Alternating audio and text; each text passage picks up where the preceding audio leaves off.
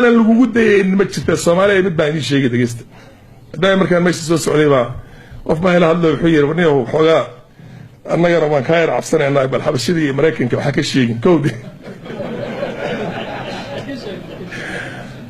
وحاني إري وحيجي عن كلاعب سوي هذيك أربع سنين تصامة أيجي وحان كلاعب سوي الأمريكان واحد كبوا دوين متشري إذا جيست waxaan bixiyay speech dheer baan bixiyay mar hadda laga joogo 12 sano oo iri disintegration of state and society wa Soomaaliya horta waxaan lagu sameeyay wax hadda anaga ugu gudbaa ma aha dad badan ba horta lagu sameeyay disintegration of state and society wa Soomaaliya lagu sameeyay hakala jabaan qoys qabiil caa'ilad fariiqa maxay ahayd madhab wax kasta waxaan noqdaan markaas balkanization lagu sameeyay tuula lagu hagaajin oo la oranayo idinka is xukuma marka ugu dambeysana dissolution baa lagu sameeyay oo lagu laqay gabiga aad dhan waxaan maleeyahay the script is going on exactly the way we saw it from the beginning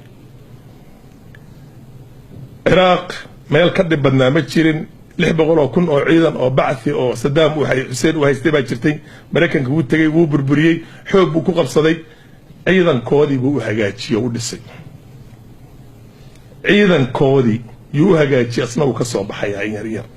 waa dhamaytir hay'ad Afghanistan meel ka dib badan ma lahayn Asiatic interior ciidamo keena sidii mal dhahan peacekeeping or permanent lagu sameeyay lama dhihin waxa loo hagaajiyay their own security machinery yaa ka hadlaya maanta Soomaaliya in loo hagaajiyo security machinery iyaga ay leedahay oo maaragtay wadankii oo sugayo oo wadankii hagaajinayo oo maaragtay maxay ahayd iyagii ay la wareegayaan they take charge of their own affairs maalinka ka dambaysa al-shabaab meesha uma joogto ummadda Soomaaliyeed wiilasha yararka ahna in maskaxda laga siray inay kamid yihiin in lagu adeeganayo in ajnabi ku dhex jiraan inta way isku jirtaa waxay u joogaan interestiga cadawga Soomaaliyeed haddii la tirtira maanta ma tirtirayaan iyaga deerayaan they created themselves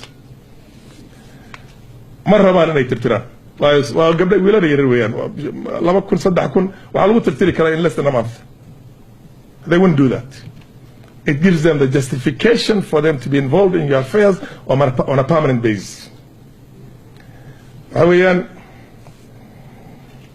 anagu nala jira Ethiopia anaga saaxiib nala tahay Kenya anaga saaxiib nala tahay hebel anagu caankana leeyahay hadaan nahay daarood hadaan nahay hawiyo hadaan nahay dir hadaan nahay qolba qoys sheego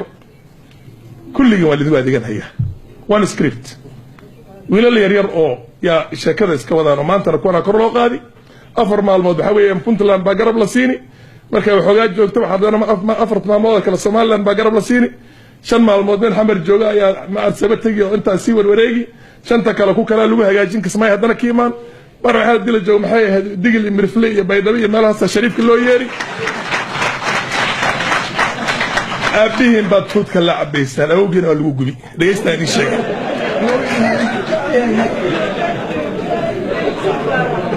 yara la hada waan yar ay ugu gufteen waa iska ilaalay bariha luqadaas